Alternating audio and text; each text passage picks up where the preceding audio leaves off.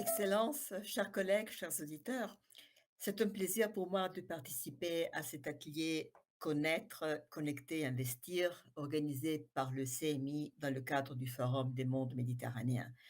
J'aurais bien sûr préféré y participer physiquement, mais malheureusement, les contraintes liées à la pandémie ne me le permettent pas. Comme vous le savez, la BEI a été et elle reste un partenaire important pour le CMI et plus globalement pour les pays partenaires autour de la Méditerranée. Depuis maintenant plus de 4 décennies, nous investissons dans la région et ces 2 dernières années, nos investissements se sont élevés à hauteur de 2 à 2,5 milliards par an pour de nombreux projets structurants. Nos interventions s'inscrivent dans le cadre de relations de l'Union européenne avec les pays du voisinage sud. Et notamment l'année passée, l'Union européenne s'est dotée de nouvel agenda pour la Méditerranée, dans le contexte de la pandémie qui a naturellement fort affecté les économies locales. Ce partenariat vise à bâtir, et je cite, un voisinage méridional pacifique, sûr, démocratique, vert, prospère et inclusif. Et son agenda s'accompagne d'un plan d'investissement économique dédié à la région et visant notamment une reprise économique inclusive. 7 milliards d'euros de garantie viseront à mobiliser jusqu'à 30 milliards d'euros d'investissement pour soutenir la compétitivité et la croissance, le développement d'économies résilientes, inclusives et, très important, une transition écologique juste.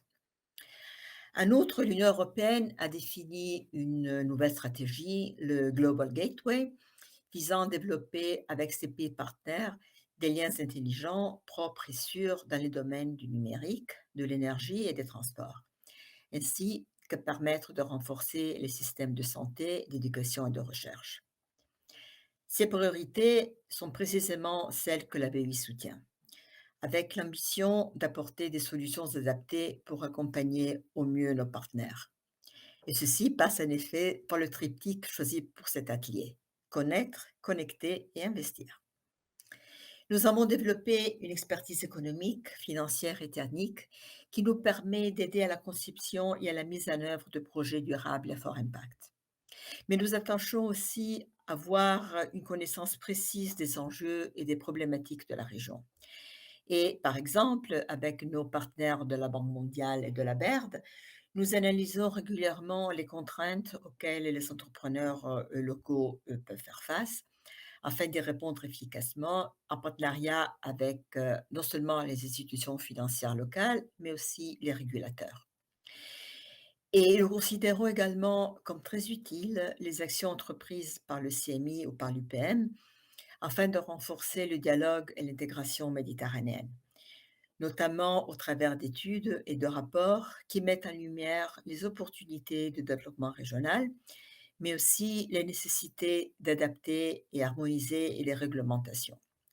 Et à ce titre, je souhaite vous féliciter pour votre récent rapport sur le pacte vert et la transition énergétique.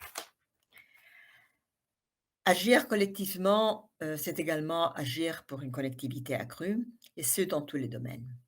C'est le digital, bien évidemment, dont la pandémie a rappelé l'importance. Dans les pays de la région, la bande passante peut souvent servir de substitut à des infrastructures physiques et des liaisons de transport incomplètes, et ce notamment dans les zones rurales. Et c'est aussi un moyen d'élargir les services financiers à des personnes qui ne veulent pas accéder à une banque, car elle leur permet d'effectuer des opérations courantes avec l'ordinateur ou leur téléphone mobile. Il en va de même pour de nombreux services dans les domaines de l'agriculture, de la sécurité, de la santé et de l'éducation. Et la BEI, par ailleurs, est l'un des tout premiers investisseurs au monde dans le domaine de la digitalisation et nous travaillons en ce moment à la création du fonds d'investissement au débit dans le cadre du G7 et nous finançons et avons financé plusieurs projets de renforcement de réseau dans la région. Au-delà, nous souhaitons soutenir également l'ensemble des secteurs et des projets qui permettent une intégration méridionale accrue, que ce soit au niveau intrarégional qu'entre la rive nord et sud, dans les transports, de l'énergie, l'eau, la protection des ressources, mais aussi la santé et l'éducation. Étant donné que nous sommes présents en Europe et dans la région, nous pouvons accompagner, et nous le faisons, de façon régulière les projets conjoints d'entreprises des deux continents et contribuer à des initiatives de recherche d'intérêt commun. Face à l'ensemble de nos défis méditerranéens, notre rôle est d'investir de façon durable et responsable. La lutte contre le changement climatique constitue notre première priorité et nous nous sommes engagés, dans le cadre du pacte vert de l'Union européenne, à soutenir la mobilisation de 1 000 milliards d'euros dans le monde pour des investissements à l'appui de l'action pour le climat et de la durabilité environnementale au cours de la décennie 21-30. Nous augmenterons progressivement la part de nos financements consacrés au climat pour qu'elle atteigne d'ici 2025 50% de nos opérations et nous sommes totalement alignés dès à présent sur les principes de l'accord de Paris. Cette évolution s'applique à l'ensemble de nos investissements, tout en particulier dans le bassin méditerranéen. L'exemple de la centrale solaire de Nour Midelt au Maroc montre à quel point la transition énergétique peut devenir, grâce à un effort collectif majeur et un soutien à l'innovation, une réalité tangible. Cela nécessitera même dans l'avenir un effort combiné de l'ensemble des acteurs publics ainsi que des acteurs privés pour permettre une transition réelle et juste.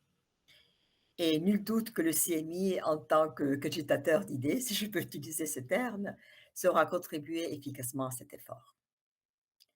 Je vous remercie pour votre attention et je vous souhaite un atelier fructueux et j'espère à très bientôt.